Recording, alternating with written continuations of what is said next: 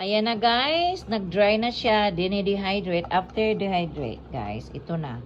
Ito siya before, ito naman after dehydrate. Kasi marami pa tayong katin. Kaya ayan. So, yan, madala natin yan sa Pinas. Ang sarap guys. Walang flavor. I didn't add any sugar or anything. Just natural. See? That's like 15 hours, I think. Ha, Brandon? Is it 15 hours total? Or more than that? Huh? So, para lang mag-dry na ganito, guys. Masarap na siya kainin.